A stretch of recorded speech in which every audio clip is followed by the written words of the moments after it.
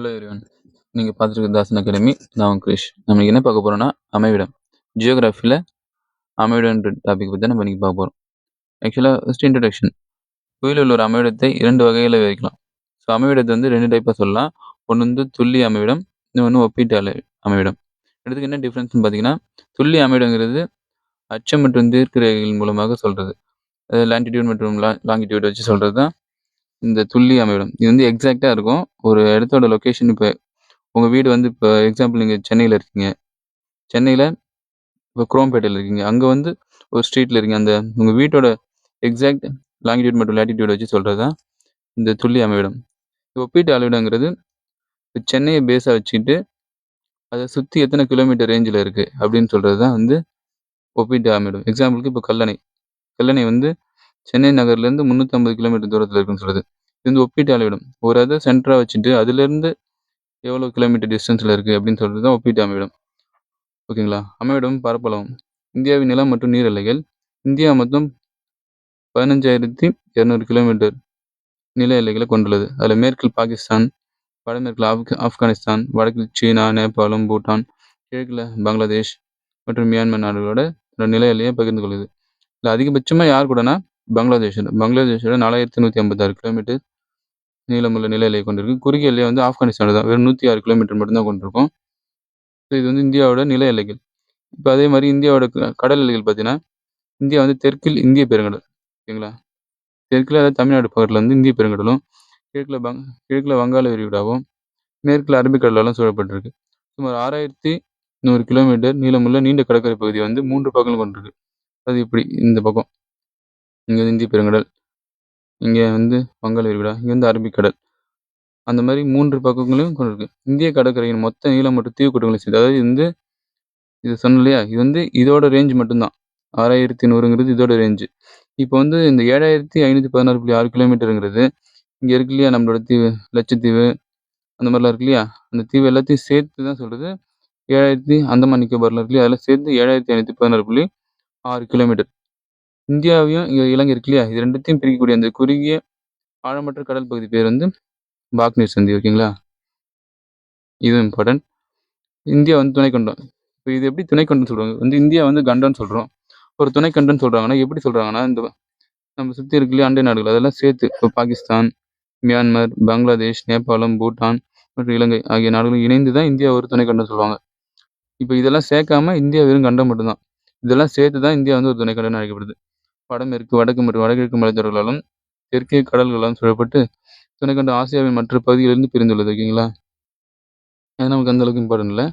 இப்போ அமைவிடமும் பரப்பளவும் சொன்னோம் இல்லையா, அங்கே அட்சரேகை, தீர்க்கரேகை, அந்த மாதிரி இந்தியா வந்து 8 டிகிரி 4 வட அச்சமும் 37 டிகிரி 6 வட அச்சம் வரையிலும் 68.7 டிகிரி கிழக்கு தீர்க்கம் முதல் 97 டிகிரி 25 கிழக்கு தீர்க்கம் வரையிலும் பரவி இருக்கு. இதுதான் இந்தியாவோட அமைவிடம் சொல்ல போனால். இதுதான் நீங்கள் எக்ஸாமில் கேட்பாங்க. இந்த இடத்துல வட அச்சத்துக்கு பதிலாக உங்களுக்கு தென் அச்சம்னு சொல்லலாம். ஸோ என்ன சொல்கிறாங்கன்னு இந்த இடத்துல பார்த்தீங்கன்னா, இங்கே வடக்கில் முடிஞ்சு வடக்கில் தான் வடக்கில் ஆரம்பித்து வடக்கில் தான் முடியும். இங்கே கிழக்கில் ஆரம்பித்து உங்களுக்கு கிழக்கில் தான் முடியும். ஸோ இது வந்து உங்களுக்கு ஈஸியாக ஞாபகம் வச்சுக்கலாம். இந்த இதை வந்து மாற்றி கொடுத்துருவாங்க, அது மட்டும் தெளிவாக பார்க்கணும். ஸோ அந்த அச்சத்திற்கு பரவல்படி இந்தியா முழுமையாக எங்கே அமைஞ்சிருக்கு, வடகிழக்கு அரைக்குளத்தில் தான் அமைஞ்சிருக்கு. ஓகேங்களா? இது ரொம்ப இம்பார்ட்டன்ட். இந்தியா வடக்கு காஷ்மீரில் உள்ள இந்திராகோல், காஷ்மீரில் இருக்க இந்திராகோல் முதல் தெற்கே இருக்க கன்னியாகுமரி வரை 3,214 கிலோமீட்டர் நீளம். அதாவது இப்படி பார்த்தீங்கன்னா 3,224 கிலோமீட்டர் நீளத்தையும், மேற்கே குஜராத்தில் உள்ள ரான் ஆஃப் கட்ச் முதல் கிழக்கு அருணாச்சல பிரதேசம் வரை 2,933 கிலோமீட்டர் நீளத்தையும், அதாவது இந்த இப்படி இருக்கு இல்லையா, இப்படி பார்த்தீங்கன்னா 2,933 கிலோமீட்டர் நீளத்தையும் கொண்டுள்ளது. 23 டிகிரி 30 வட அச்சமான கடற்கரை இந்தியாவின் மையமாகவும் வடபகுதி மிதவெப்ப மண்டலமாகவும் இருபெரும் பகுதியில் பிரிக்கிறது. 23 டிகிரி 30ங்கிறது கடற்கரைக்கு. ஓகேங்களா? அதாவது இந்தியா வந்து சமபாகமாக பிரித்து வடபகுதி மிதவெப்ப மண்டலமாகவும் பிரிக்குது. ஓகேங்களா? அடுத்து தமிழ்நாடு. இந்தியாவை பார்த்தா அடுத்து தமிழ்நாடு பார்க்க போகிறோம்.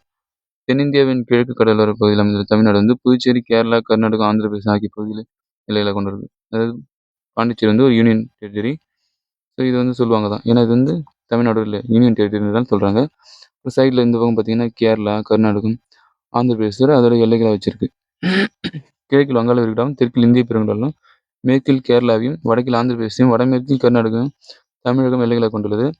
இது எப்போ தமிழ் மொழி நம்ம ஆட்சி மொழியாக கொண்டு வந்தோம்னா 1958ஆம் ஆண்டு ஜனவரி 14 நாள் தான் தமிழ் மொழி வந்து மாநிலத்தின் ஆட்சி மொழியாக கொண்டு வரப்பட்டது. இந்தியாவின் மொத்த மக்கள் தொகையில் 7வது இடத்தை வந்து பெற்றிருக்கு. ஓகேவா? இது பரப்பளவில் பார்த்தீங்கன்னா 16வது பெரிய மாநிலமாக இருக்கும் நம்மளுது. இது மக்கள் தொகையில் 7வது இடத்தை பெற்றுள்ளது. தமிழகம் விவசாயம் மற்றும் இயந்திர பொருள் உற்பத்தியில் முன்னணி மாநிலம் ஒன்றாக திகழ்கிறது. அதே மாதிரி தமிழ்நாடு அட்சரேகை மற்றும் தெற்கு பார்த்தீங்கன்னா தமிழ்நாடு வடக்கு 8 டிகிரி 4 வட அச்சத்திலிருந்து 13 டிகிரி 35 அச்சம் வரையிலும், கிழக்கு 76 டிகிரி 18 தீர்க்கத்திலிருந்து 80 டிகிரி 20 தீர்க்கம் வரையும் பரவி இருக்கு.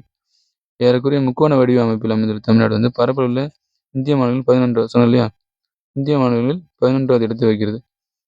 இந்திய யூனியனின் தென்னிலையாக கருதப்பட்ட இந்திரா முனை, அதாவது ஃபர்ஸ்ட் தென்னிலையாக இருந்தது இந்திரா முனை தான். அது வந்து 2004 இந்த ஆழிப்பேரில் சுனாமியில் வந்து கடலுக்கடியில் போயிடுச்சு. அதனால தான் இப்போ நம்ம வந்து இந்திரா முனை சொல்கிறது கிடையாது. அப்புறம் பார்த்தீங்கன்னா இந்த இன்ஃபர்மேஷன்ஸ் அந்தளவுக்கு ஒன்றும் இம்பார்ட்டன்ட் இல்லை. இந்தியாவோட திட்ட நேரம், அதாவது ஐஎஸ்டின்னு சொல்லுவாங்க. ஐஎஸ்டியில் பார்த்தீங்கன்னா மேற்கில் உள்ள குஜராத் முதல் கிழக்கில் உள்ள அருணாச்சல பிரதேசம் வரை இந்தியா ஏறத்தாழ 30 தீர்க்க கோடுகளை வந்து கொண்டிருக்கு. புவியான தன் அச்சில் சுழன்று 24 மணி நேரத்தில் 360 தீர்க்க கோடுகளை வந்து கிராஸ் பண்ணும். 1 டிகிரியை கிராஸ் பண்ணுறது வந்து 4 நிமிஷம் ஆகும். ஸோ எனவே இந்தியாவின் மேற்கே உள்ள குஜராத் மாநிலத்திலேருந்து இதான் அதோட லாங்கிடியூட். கிழக்கே உள்ள அருணாச்சல பிரதேசம் வரை 97. இது வந்து நிறைய தீர்க்க மொத்தம் 29 டிகிரி 18 தீர்க்க கோடு இருக்குது. ஸோ 29.18 இன்ட்டு 4ன்னு போட்டிங்கன்னா 1 hour வரும். 57 minutes 12 seconds. அது தோராயமாக வந்து 2 மணி நேரம்னு சொல்லுவாங்க. இந்தியாவின் கிழக்கில் உள்ள அருணாச்சல பிரதேசத்தில் மேற்கில் உள்ள குஜராத்தை காட்டிலும் 2 மணி நேரம் முன்னதாக சூரியன் வரும். ஸோ ஃபர்ஸ்ட்டு அருணாச்சல பிரதேசத்தில் சூரியன் வந்துடும். அதுக்கப்புறம் தான் குஜராத்துக்கிட்ட வரதுக்கு கிட்டத்தட்ட 2 மணி நேரம் கிராஸ் ஆகும். ஸோ அந்த டைம் டிஃப்ரென்ஸை கிராஸ் பண்ணுறதுக்காக தான் சென்டராக இருக்க இந்த அலகாபாத் மிர்சாப்பூர். இந்த அலகாபாத் இந்த இடத்த வந்து 82 டிகிரி 30 இதை வந்து நம்ம சென்டராக எடுத்துருப்போம். இப்படி இருக்குன்னு வச்சுக்கலாம். இப்படி போகும். இதில் சென்டராக இருக்கிறத எடுப்பாங்க. ஸோ அப்படி இருக்கும்போது 82 டிகிரி 30 கிழக்கு தெற்கு ரேகை இந்த நேரம் தான் இந்திய திட்ட நேரமாக எடுத்துக்கொள்ளப்படுது. இந்த தீர்க்க ரேகை வந்து மிர்சாப்பூர் அலகாபாத் வழியாக செல்லுது. இந்திய திட்ட நேரமானது கிரீன்விச் லண்டனில் இருக்கு இல்லையா, இங்கிலாந்து கிரீன்விச் திட்ட நேரத்தை விட 5 நிமிஷம் இன்னும் 5 மணி நேரம் 30 நிமிஷம் ஏர்லியராகவே நமக்கு இருக்கும். அதனால தான் எப்படி சொல்லுவாங்கன்னா ஐஎஸ்டி வந்து +530ன்னு சொல்லுவாங்க. இதுதான் இப்படி தான் சொல்லுவாங்க. ஓகேங்களா? இந்தியாவின் தென்கோடி பகுதி வந்து பிக் மில்லியன் என்று அழைக்கப்பட்ட இந்திரா முனை வந்து 60 டிகிரி 45 வட அச்சத்தில் அந்தமான் நிக்கோபார் தீவுக்கூட்டத்தில் இருக்குது. அதாவது நல்லா பாருங்கள், இது இந்தியாவின் தென்கோடி முனை. ஓகேங்களா? இந்திய நிலப்பகுதியின் தென்கோடி முனை எதுன்னு பார்த்தீங்கன்னா குமரி முனை தான். ஓகேங்களா? ஸோ இந்தியான்னும் போது நம்ம இப்படி வரைக்கணும் இல்லையா, இந்த இடத்துல இப்படி இருக்குன்னு வச்சுங்களேன், இந்த இடத்துல சொல்கிறாங்க. ஏன்னா இதுவும் இந்த லட்சத்தீவு அந்தமான் நிக்கோபாரில் இந்தியாவோட சேர்றதுனால இங்கேருந்து இது தென்கோடி முனையாக சொல்கிறாங்க. ஆனால் நிலப்பகுதின்னு வரும்போது தமிழகத்தில் இருக்குது கன்னியாகுமரி, இதில் குமரி முனை இதை வந்து சொல்லுவாங்க. ஸோ அதுதான் இந்திய நிலப்பகுதியின் தென்கோடி வந்து குமரி முனை ஆகும். வடமுனை வந்து இந்திரா கோல். ஓகேங்களா?